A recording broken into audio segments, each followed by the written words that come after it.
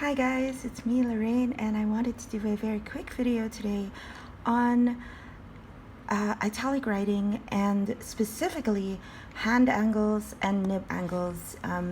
My friend Pao, I miss you Pao, my friend Pao asked me yesterday how I held the pen for italic writing, so I think the best way really is to show how I do it on screen.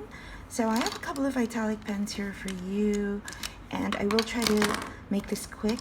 So let's start with the Leonardo, which is, one of my favorites. It has a beautiful stub nib. This is about a 1.5 stub. It is steel, but it writes just gorgeously. And okay, so first we talk about hand angle. Some of you have noticed that I do hold my pen at a higher angle, and there are a few reasons for this, I believe, now that I've given it some thought. First of all, a stub nib, an italic, a cursive italic, something that's italicized at the end, I find is much easier to keep flat against the paper when you are holding it at a higher angle. Let me show you an example. So let's hold this at a lower angle and see what happens. So lower angle, it's kind of hard to keep, it's kind of hard to keep the nib angle that I want, which I will talk about in a little while.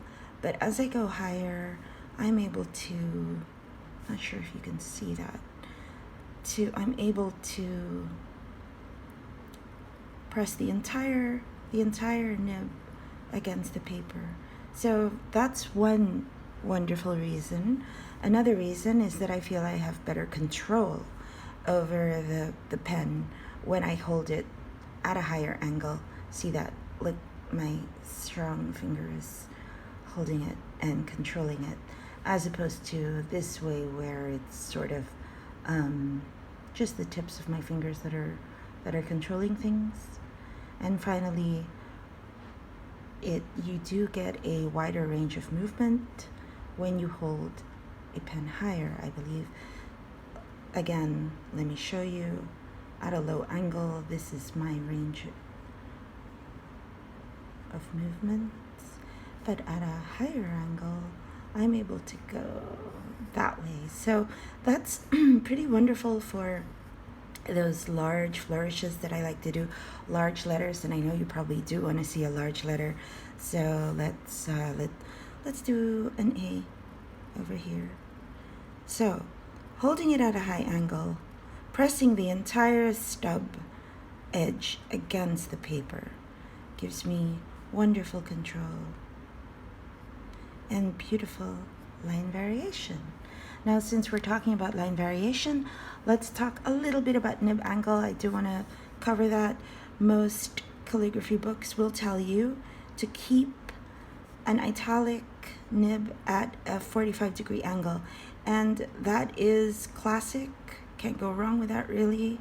That's okay. However, I like to hold it at slightly higher angle. I would say about 55 degree, and that's what I teach people.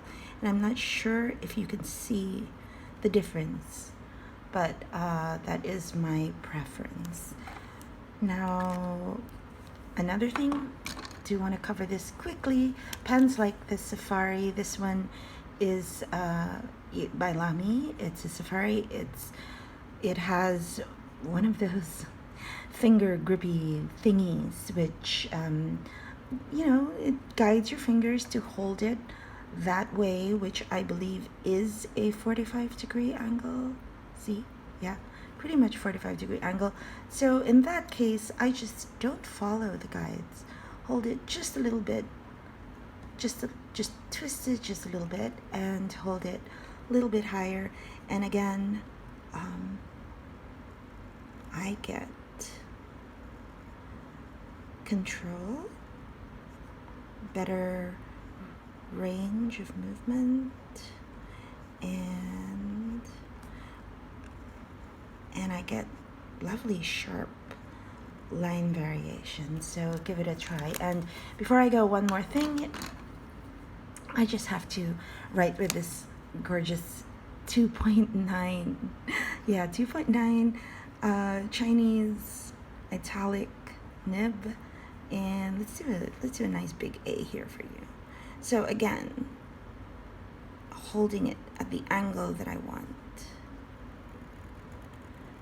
pressing the entire edge down on the paper, and angling the nib, angling the pen so that it's a little bit higher. And whoop, there you go. Sorry, it was out of camera for a second. But thank you for watching. If you have any questions, let me know. I will cover more italic writing tips in future videos. Thank you so much. Bye.